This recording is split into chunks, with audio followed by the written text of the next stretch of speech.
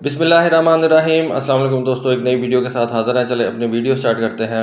30 जनवरी 2020 की बात है कि मैंने आपको एक वीडियो बना के दी थी जिसमें मैंने एक कॉन्सेप्ट रखा था कि JF-17 थंडर के ऊपर पाकिस्तान को ये नसर मिज़ाइल इंटीग्रेट करना चाहिए। नसर बेसिकली एक रॉकेट है, इसको आप GMLRS भी कह सकते हैं, एक छोटा सा बैलिस्टिक मिसाइल भी कह सकते हैं। तो मैंने उस वीडियो में ये कॉन्सेप्ट रखा था कि पाकिस्तान एयरफोर्स को नसर मिसाइल अपने JF-17 थंडर्स के ऊपर इंटीग्रेट करना चाहिए। क्यों करना चाहिए?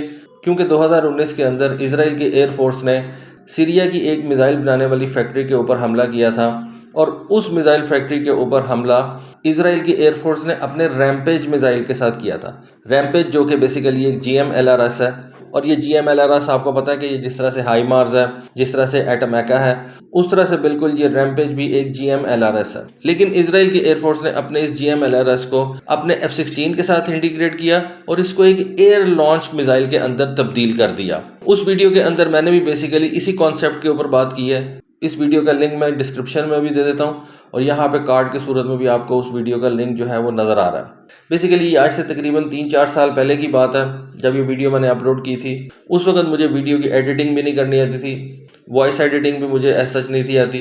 तो खैर इतनी अच्छी क्वालिटी की वीडियो तो नहीं है, लेकिन मैंने कॉन्सेप्ट समझाने की ज़रूर कोशिश की थी। लेकिन एनीवे अब बेसिकली ये खबर आई है, इंडियन नेवी ने अपने MiG-29 के जहाज़ों के लिए इसराइल से रैम्पेज स्टैंड ऑफ वेपन्स जो है वो परचेज कर लिए हैं और इंडियन नेवी इसराइल के इस रैम्पेज स्टैंड ऑफ मिसाइल का पहला एक्सपोर्ट कस्टमर बन गया। रैम्पेज जो है वो बेसिकली एक हाई स्पीड स्ट्राइक वेपन है जो कि अब इंडियन नेवी के MiG-29 जहाज़ों के ऊपर इंटीग्रेट कर दिया गया है। ये बेसिकली एक फ़ोटो जो है वो हमारे सामने आती है, इंटरनेट के ऊपर वायरल होती है, कि जिसके अंदर देखा जा सकता है कि इसराइली मेड रैम्पेज मिसाइल जो कि एक air launch precision guided high speed weapon है, वो इस MiG-29 के ऊपर इंटीग्रेट किया गया है। बेसिकली हम ये काफ़ी देर से जानते हैं कि इंडिया और इसराइल के जो दिफाई मामला हैं वो बहुत तेज़ी से आगे बढ़ रहे हैं। इंडिया बहुत सा अपना दिफाई असला इस वक्त इसराइल से परचेज करता है और ये रैम्पेज मिसाइल इस बढ़ते हुए कॉपरेशन की एक बहुत बड़ी मिसाल है।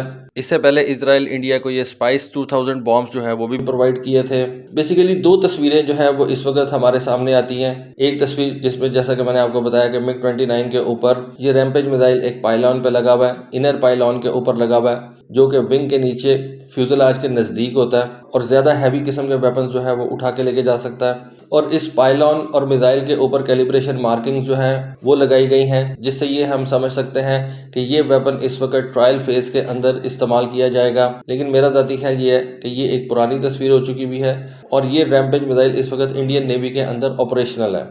दूसरी तस्वीर के अंदर हम देख सकते हैं जिसके बारे में बताया जाता है कि ये अगस्त की एक तस्वीर है जिसमें यूनाइटेड अरब एमिरेट्स के कुछ ऑफिशियल्स इंडियन नेवी की एक फैसिलिटी के अंदर मौजूद हैं। ये एक बेसिकली हैंगर सा है जहाँ पे इंडियन नेवी के ऑफिशियल्स यूनाइटेड अरब एमिरेट्स के एक हाई रैंकिंग ऑफिशियल को इस रैम्पेज मिसाइल के ऊपर ब्रीफिंग दे रहे हैं। और बैकग्राउंड में अगर आप देखें तो आपको एक MiG-29 के जहाज़ नज़र आ सकता है जो इस बात की गवाही है कि ये रैम्पेज मिसाइल इंडियन नेवी अब काफ़ी देर से इस्तेमाल कर रही है। इस मिसाइल को इसराइल के अंदर इसराइली मिलिट्री इंडस्ट्रीज सिस्टम्स यानी कि IMI जो है वो तैयार करती है।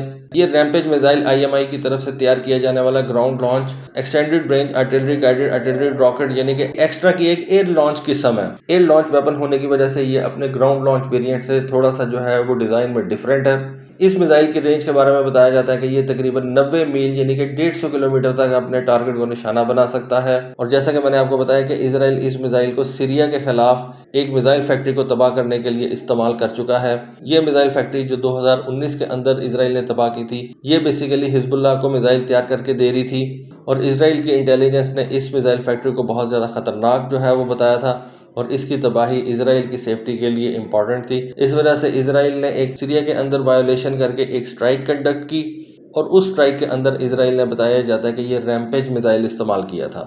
इस मिसाइल के बारे में बताया जाता है कि ये हॉस्टाइल जैमिंग और दूसरी किस्म की GPS रिसीवर्स को इंटरफेयर करने के लिए जो है वो काफ़ी ज़्यादा रेजिस्ट करता है और इलेक्ट्रॉनिक अटैक्स को रोकने के लिए इस मिसाइल के अंदर जो है वो काफ़ी ज़्यादा खसूसियात हैं। और अब ये मिसाइल इंडियन नेवी के MiG-29 जहाज़ इस्तेमाल करेंगे।